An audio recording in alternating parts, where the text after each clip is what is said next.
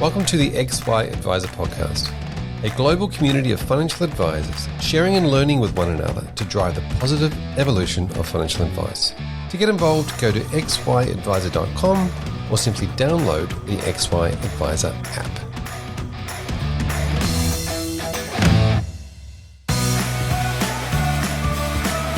This podcast is proudly brought to you by Astute Wheel.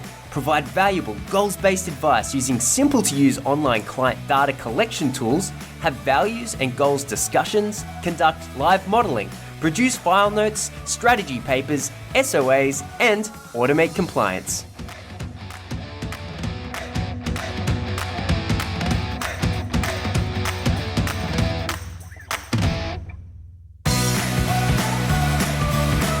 Welcome back to the XY Advisor Podcast. I'm Fraser Jack, and today we are up to episode 5 of our 6-part series on talking all things around goals planning, values-based advice, all these great topics, which I love very much.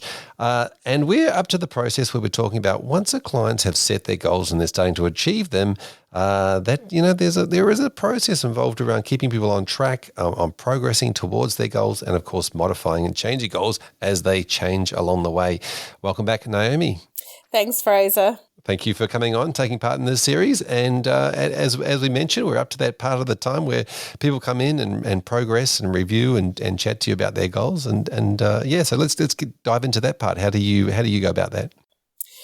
Thanks. So we have a very structured annual review process where we compile an annual review document that provides the client with the, underlying investment advice that we want to give them for the coming year.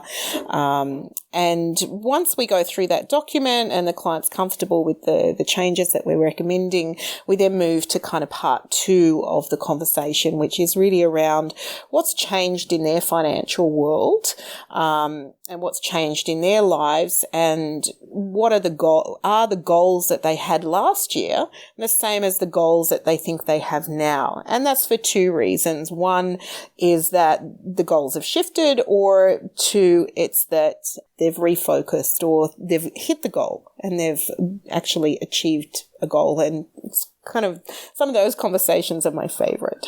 Yeah, isn't that fantastic? Yes, you achieved that goal. Fantastic. Now let's move on to the next one. And that's probably where that original discovery meeting comes in very handy, because you might have had some that were unachievable in the past and we can start to relook at them. Yeah, absolutely. But I think you also tend to find that some of those original goals that weren't as high a priority or in conflict with others have resolved themselves. And so you never necessarily need to go back to those particular original goals. You're now forming newer goals and different goals because they've moved to a different phase of their journey.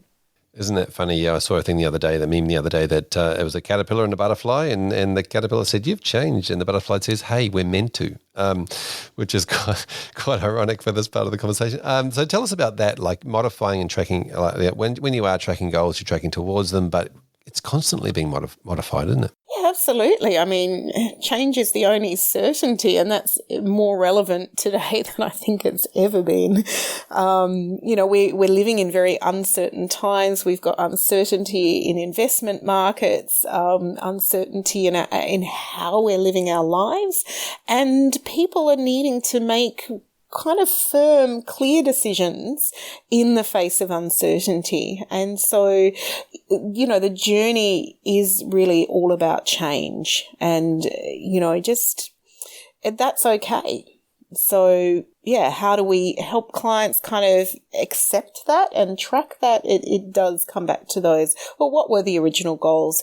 Where are you today? What needs to change? And how will that look going forward? How is that going to impact on, the end picture for you? And how important is it that this tracking process and setting milestones and tracking along those milestones and working out, looking at that progress, but also looking at, where they're up to and having that reality check from time to time? Yeah, look, for some people, it's much more important than others. For some people, it's not that big a deal and it's not that much of a focus on the conversation. For others, they're like, well, yeah, how are we going and are we going to get there? Are we going to be all right? And that's where, you want to, I guess, give them comfort that, you were here last year, you're now at this point this year. Is that still going to get you to where you need to be, or do we need to up the ante? And sometimes those conversations can actually be quite challenging and hard, because suddenly you've gone from a position of saying to them, in the first year, hey, we're building out this model, we're building out this plan. This is how you put these steps in place, and this is how you're going to get to where you need to be and tick off all those boxes. But perhaps they haven't done all those things, or perhaps they've changed their mind about those goals, and then suddenly it's like, oh, okay, well, are we going to now be achieving X, Y, and Z? And yeah, you need, I guess in some respects, need to be very honest with the client around how that's progressing for them. Yeah, it sounds a bit like it's really around the motivation and prioritization conversation that comes back again. Is we said this was a goal, you said it was, you told me it was, and if you haven't done the work or you've let it slip, is it actually still a goal, or where's the motivation gone? Yeah, and I think looks like we come into these things sort of having an idea or an ideal around what it is we're trying to achieve, but if we haven't put the work in, if we haven't gone to the gym on our money, then how important is it? And so then it's reflecting on that. Well, how important is it for you to achieve this goal if you've spent the last year doing nothing about it? Yeah, or spent the last year spending the money on other stuff. Exactly. Yeah. And so how, obviously this is a flexible process and needs to be a flexible process. How important is it to maintain that concept of, forever being flexible on these goals? Oh, it's highly important, because there are also things that happen that are out of our hands, which changes things. A parent might get sick and you've got to stop doing some work to take care of them. That's going to have a huge impact. There are things external to our own ability to stay motivated and do the right thing that very much will impact on our goals. And that's probably more the case than people not sticking to what it is they're supposed to do in the plan. Those external things, redundancy will come along and throw you for a six, or you might become unemployed and not get a redundancy, and then suddenly you're out of work for X number of months. Illness is a big one that is going to throw people's plans out of whack. Yeah, it's a really interesting part, isn't it? Because obviously there's obstacles that come along, and it's a good idea to talk to your clients about the idea of, obstacles will come along and just derail the plan, but that's the idea. We sort of put some contingencies in place. And you also mentioned things that are out of your control, which is a really interesting piece of this jigsaw puzzle as well, because sometimes markets drop, there is a global plague, pandemic, and markets drop, a lot, and then and so you've got to try and manage these expectations, and you as the advisor, there's things out of your control as well as things out of control for clients.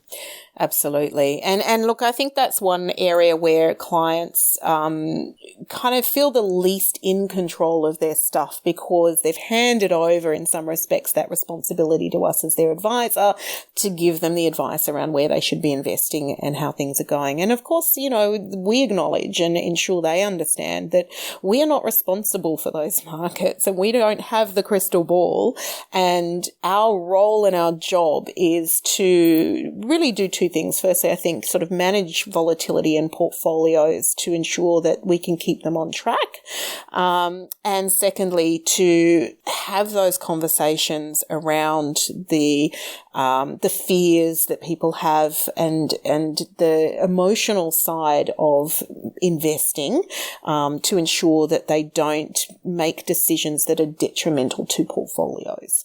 We had a conversation this morning with the team where one of our advisors had recommended that a client not exit the markets at the bottom in March last year, when he was fearful and worried about his portfolio and thought, I'm ringing you to talk this through and I feel like I should move to cash. And of course, we've said that is not a good thing. We'll, shift the portfolio a little bit, but you really should stay invested. And of course, sort of 15 months on or so, the client's up by 10% from where they were at the bottom of that market at least, or 10% above where they started prior to that drop, and the portfolio is doing great. And that's where this, the value advice can come in, is really around helping temper people's emotional states when it comes to investing. Fantastic. Wonderful. Thanks, Naomi. We'll catch you in the next episode. Thanks, Fraser. I'll see you then.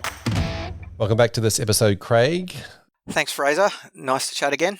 Thank you. Now we're talking about all things towards the tracking and progress of goals, and helping clients stay on track when it comes to, progress. And I love to call these sort of things progress conversations rather than sort of reviews. But what are your thoughts?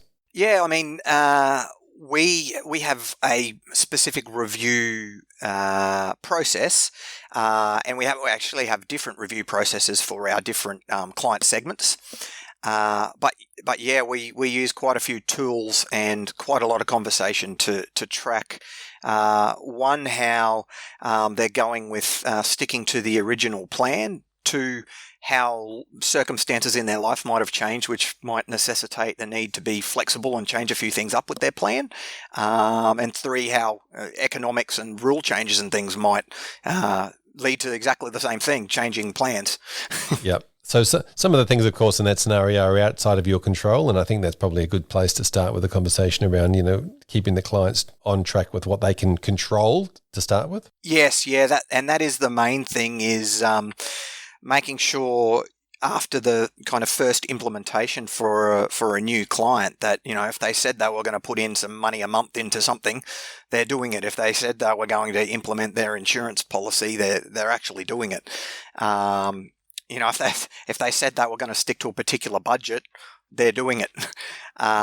So, yeah, having regular touch points is probably the way that we manage that the best, and it's kind of different for the different service levels, but also different for the different life stages, I think, for clients. Yeah, interesting life stages. Now, regular touch points. Just on that one, how many touch points are you having with some of your clients? Oh, yeah. Once again, that's dependent on the service and the life stage. So, generally, it's about 4 a year, including, a proper annual review, not including just sort of your newsletter that everyone gets. There's generally about 4 touch points to check up on how things are going, if anything's changed, that sort of stuff. Yep, fantastic. And that's certainly a great opportunity to look at that progress and where people are up to. Now, you mentioned the idea around original plan and flexibility. How often, we set goals in place with clients, but how often do they sort of change along the way, especially if they're longer term? Yeah, well, probably more often than not, actually. Given legislative changes over the last 10, 15 years, I think nearly everyone we've had to alter their plan in some way. But explaining that at the start, and explaining that, your lifestyle's going to change, your circumstances will change from now. A lot of assumptions are made when we do a lot of our financial planning stuff, and the main one is that everything stays pretty consistent, and we know that life just doesn't work like that. So we've got to make sure that there's a little bit of fat built in when it comes to cash flow stuff, and we've got to make sure that they're flexible on even their priorities in terms of the order of them, and which ones are going to take priority in particular circumstances, and which ones might change, and that's something that we probably need to revisit more often than a lot of people or a lot of advisors have in the past, and I'm sure the way that we were all trained back 20 years ago when I started.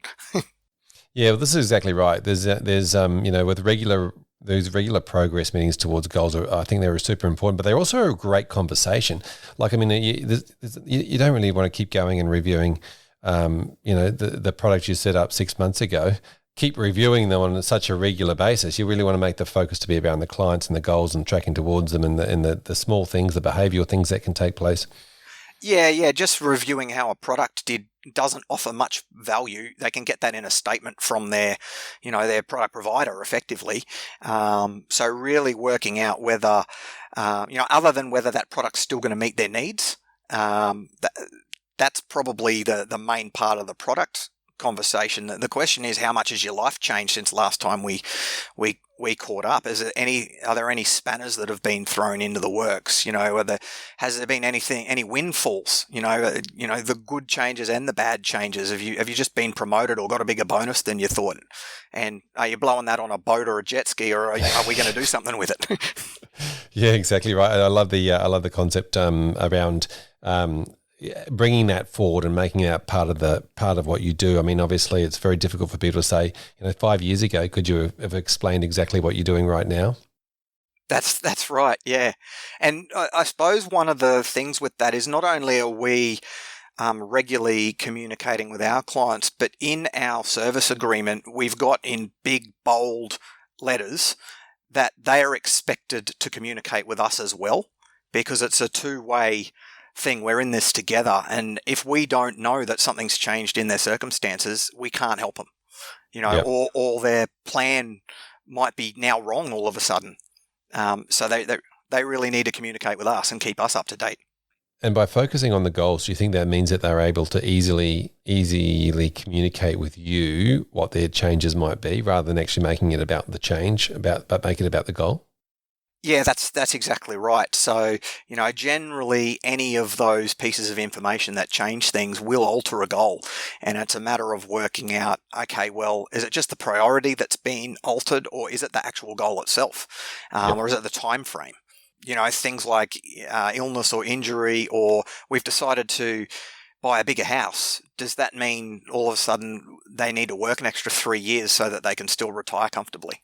Yep. And humans being humans. You mentioned life stages before. Do you think that's different for different life stages when it comes to this tracking and progress of goals? Yeah, I think it is. And one of the things that we've got that we send out regularly is a kind of a how can we help you? And we send that out pretty regularly to all of our existing clients. And it's basically just got a big list of life events, and then why any one of these events that has happened to you since last time we met might mean that we need to review things earlier than your scheduled review. Oh, fantastic. All right. Well, thank you for that, Craig. We might catch you in the next episode where we sort of wrap up the 6-part series, and we were going to be talking about all things to do with the review process and how do we then go forth and, I know you've got a lot of processes in place, but then talk to existing clients or new clients about a concept that we may not have introduced to them in the past. So, sure. Craig. Thanks. Welcome back to the series, Kate. Thanks, Fraser. Fantastic to have you. Now, we're talking in this particular episode around the idea of tracking goals, modifying goals along the way as they do, and keeping clients focused and motivated to achieve goals. Tell us about what you're seeing in that space. Yeah, I mean, the tracking system's always a fabulous one. I love that. The traffic light, like you always, from a financial planning perspective, you need to have all the underlying numbers that our software spits out. But the things that I find that really resonate is to have that fabulous visual on, am I ahead or behind? It's, where am I with my goals in relation to that? And have I achieved what I set out to achieve, or have I kind of overspent, and looking at from your cash flow and your debt and your actual, obviously then all of your investments and, the businesses that do, and financial planning practices that do that well, have great visuals, around it, and clients naturally refer because they want to be able to chat to, financial planners that can know them and can give them that great insight. Yeah, I think a lot of planners come into their own here because we're trained, or advisors are trained in this concept of benchmarking and tracking and the odd graph and understanding it. The ahead or behind conversation is a fantastic one, and I think it's very simple for clients to understand. But I think this is where advisors really come into their own with our the numbers, getting the numbers involved and the practical aspects involved. Yes, absolutely. They're so used to the numbers and the practical side of it. And so now it's just really putting a nice visual over the top of that is meaningful to the clients, that they can resonate and makes them show up. Like, I know the financial planning practice that introduced that, and clients were naturally more engaged in their annual progress meeting, and they naturally have just referred more. Yeah, I think a lot of this progress meeting is either realigning people back to get back on track, working with their motivations, and obviously that's really easy to do if you understand their values and what their goals are. So that whole motivation technique of realigning people back to their values. But then if they can't get there, or if there's something's changed because stuff happens all the time, having that mental flexibility to then modify the goals. Yeah, absolutely. It is the flexibility around that, and knowing what's important, and that's where the values come in as well, because you're able to be able to go, where was I last year? Where am I this year? So what's the past? What's the future? Like the current situation? Am I in alignment with that value? Have I achieved what I wanted to set out to achieve on that?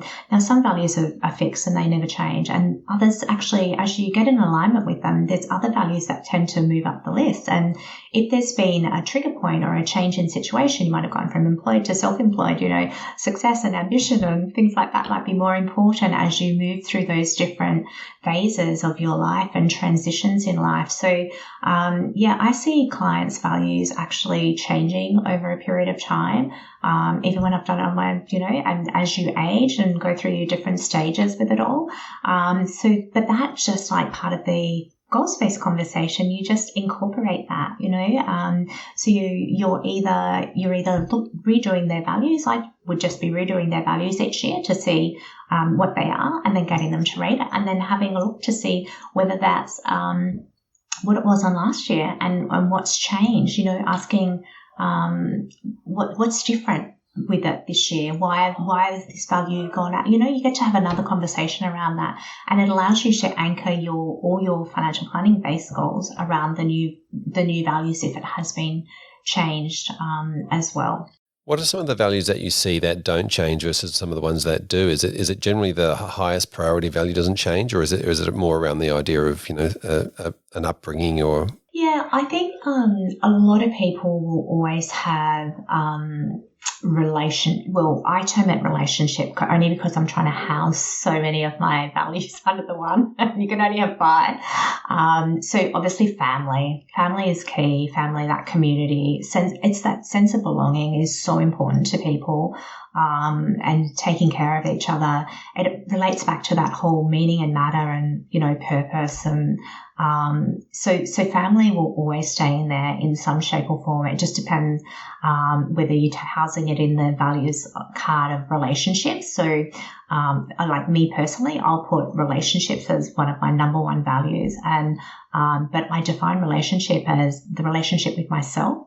And I put that as the highest priority. And this is probably something I learned on the way. I used to put family and go, that's the highest priority. Then I realized that in order to be the best version of myself for my family, for my clients, for my friends, for my, everyone else, I actually have to make sure that I'm okay first and foremost, and then I can offer the best of myself to everyone else. So I'll do relationship with yourself, your family, your partner, your kids, your friends, your colleagues, and your clients, so that family is definitely a big one.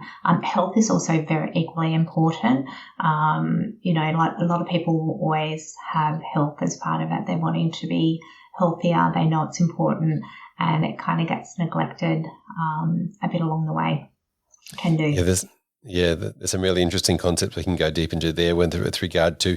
Now, you mentioned self. Now, this is a really interesting part because I think a lot of values, you need to chuck it down to the self-motivation. And you can call it selfishness, but at the end of the day, it's really the idea of what do you internally get out of that? And you mentioned something like before, the sense of belonging. Community could be a big part, but the sense of belonging is the sense that you feel, not necessarily like if you're doing something great for a community and you're feeling appreciated, that's excellent. You're helping, but you're also, it's that internal driver of something that you personally are getting out of it. That often tends to be the driver.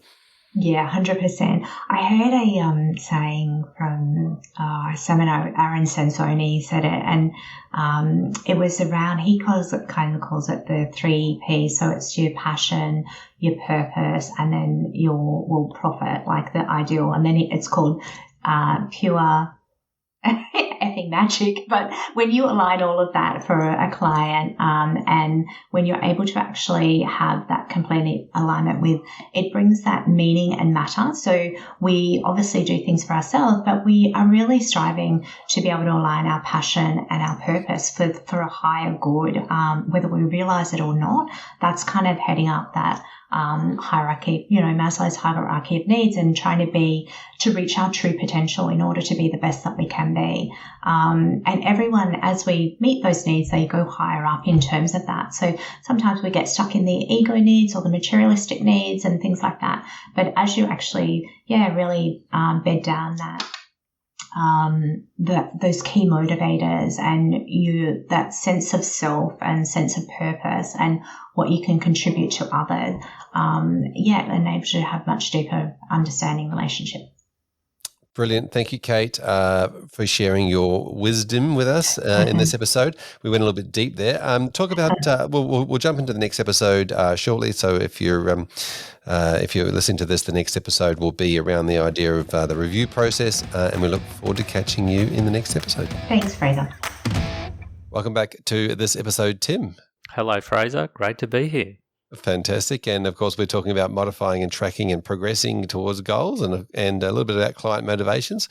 Obviously, things change, and part of an advisor's job is to keep clients on track and motivated as progressing towards their goals. Yeah. Tell us about what you do in this space. Well, I mean, it's just only natural, isn't it, that things are going to change for people and things are going to need modifying. So, again, I think we're really wrapped with the processes and systems that we've been using the last couple of years that make it really easy for people to give us changes to their goals through the system.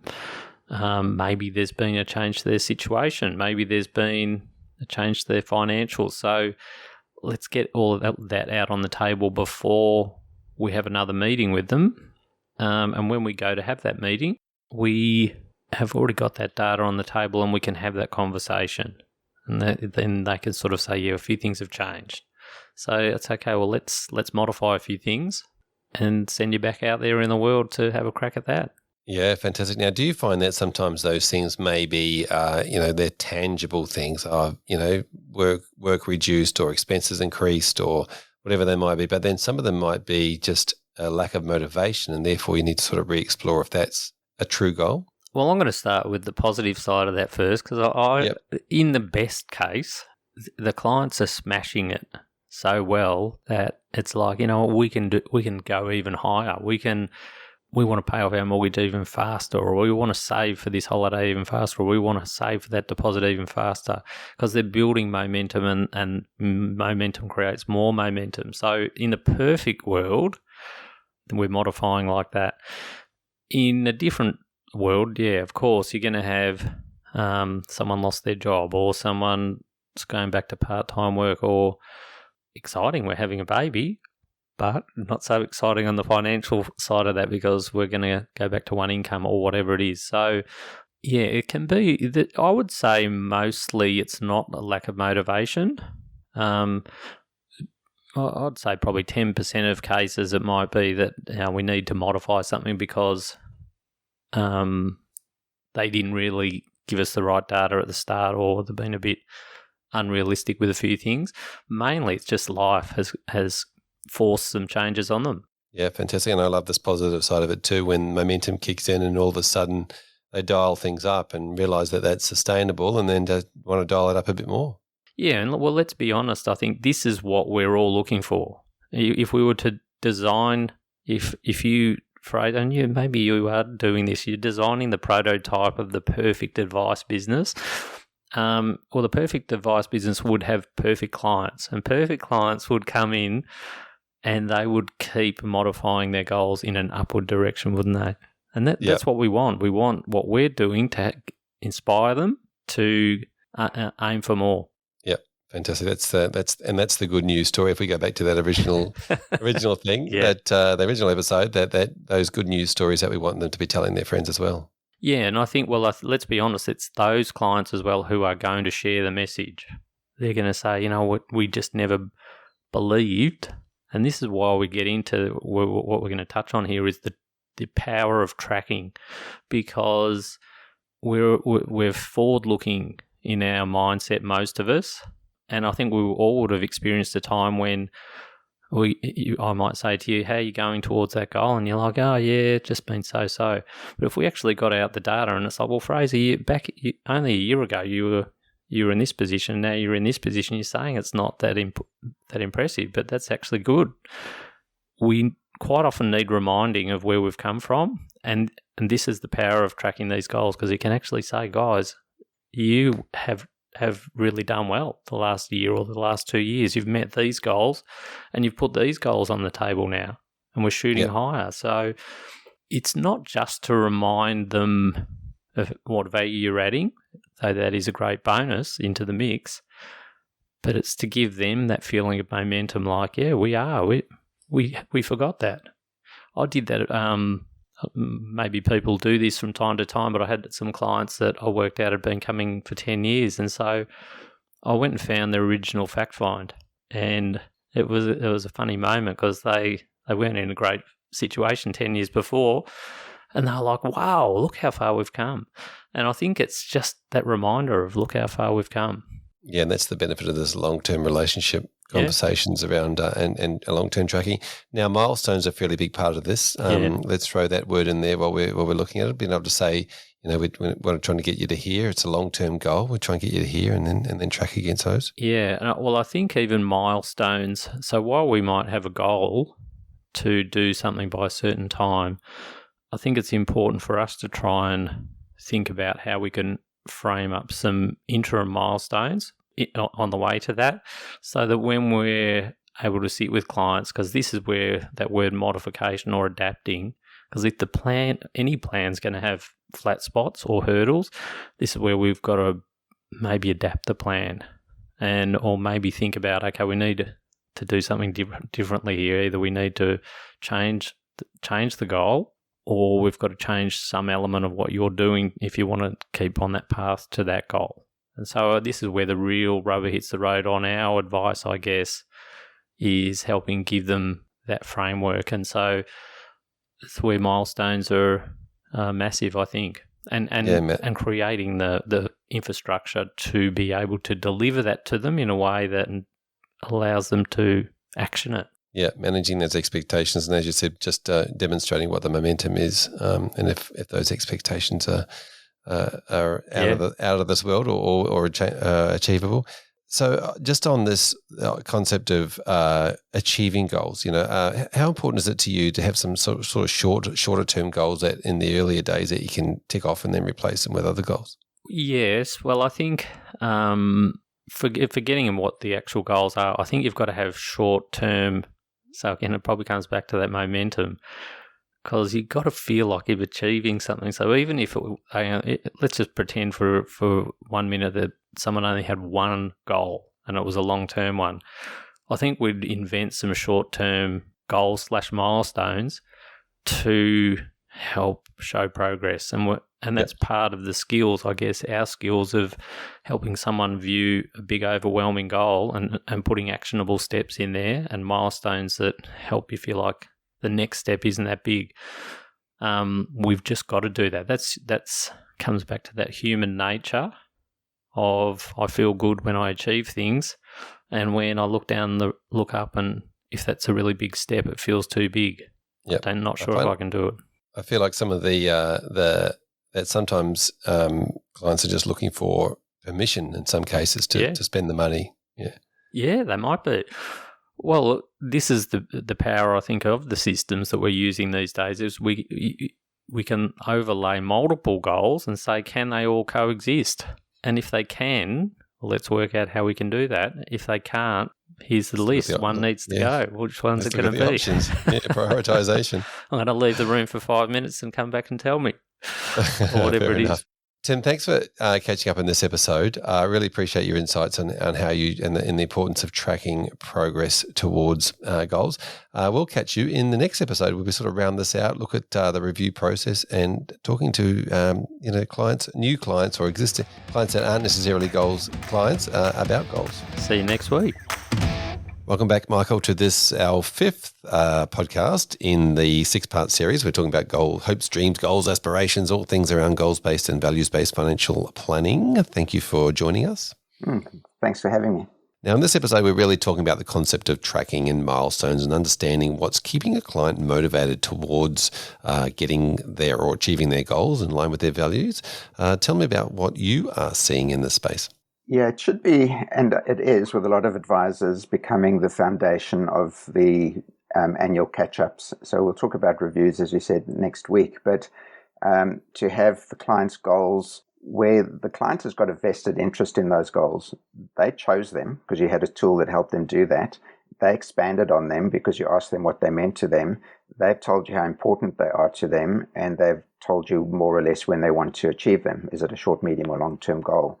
And so it's their goals, and you're just helping them articulate them and make them into SMART goals, and helping them put strategies around those goals to achieve them. So it's something that's very, very important to the client. And as we mentioned before, it's something that they can understand. They may not understand the machinations and how to achieve those goals, but they certainly know that they've got a goal and when they want to achieve it by, and they can tell when they have achieved it because you've turned it into a SMART goal so that they can. So I don't think you really need to keep the clients motivated. If they're good goals and they're stretch goals and they're achieving some of them and they've got some nice big ones in the future, they should be itching to come in for a meeting, for a review, not you trying to chase them up to go, hey, we haven't seen you for 15 months now, you need to come in for a meeting. Yep. Now part of this, you mentioned SMART goals. I love the SMART goal conversation. Now, obviously, the M is around measuring or being able to measure goals